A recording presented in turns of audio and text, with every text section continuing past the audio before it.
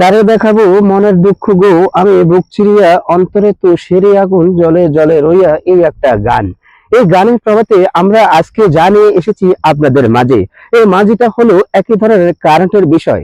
বর্তমানে আমাদের এলাকায় কারেন্ট আর বৃষ্টির মধ্যে যে একটা সম্পর্ক, ভালোবাসার চেয়ে গভীর সম্পর্ক দেখা যাচ্ছে।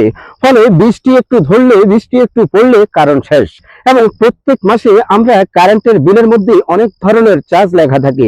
কি কারণে চার্জ দিচ্ছি, কি কারণে নেবে, কি কারণে দিবে, এই বিষয়ে মুখ খুলতে চাইলেও অনেকে নারাজ আমাদের সাথে। হায়রে কপাল মন্দ, চোখ থাকিতে অন্ধ, কারেন্ট বিল নিয়ে দ্বন্দ্ব। এই দ্বন্দ্বের ফলে প্রতি মাসে কেন আমরা বাড়তি চার্জ দেব, সেটাই প্রশ্ন।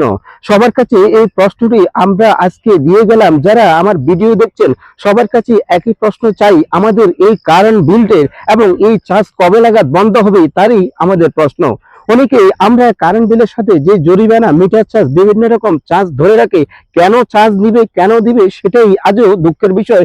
এখনো কোনো প্রমাণ পাচ্ছি না খুঁজে। এই প্রমাণের কারণেও জানতে চাইলে কেউ মুখ খুলতে নারাজ। তাই আমি সবার সামনে বলবো, এই কারেন্টে কোন ধরনের চার্জ দিবে সেটাই জানতে চাই। আমার এই জায়গায় খুঁটা, আমার এই জায়গায় ফিলার, দামি দামি গাছ কেটে কারেন্টের তার নিয়ে তারা নেয় মিটার।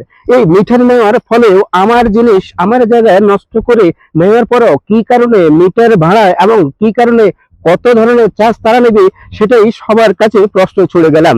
এই প্রশ্নটি কবে পাবো সেই অপেক্ষায় আজকের মতো এখানে সমাপ্ত করে গেলাম আমি এনায়েতুল্লাহ। আমার এই ফেস্টটি হয়েছে আনন্দ উল্লাস এবং আমরা অনেক কিছু তুলে ধরার চেষ্টা চালাচ্ছি এবং আমার ফেস্টটি লাইক, কমেন্ট, শেয়ার, ফলো দিয়ে সাথে থাকবেন। ভবিষ্যতেও আরো কিছু ভালো দেখার চেষ্টা করবেন। আজকের মতো এখানে সমাপ্তি। আল্লাহ হাফেজ।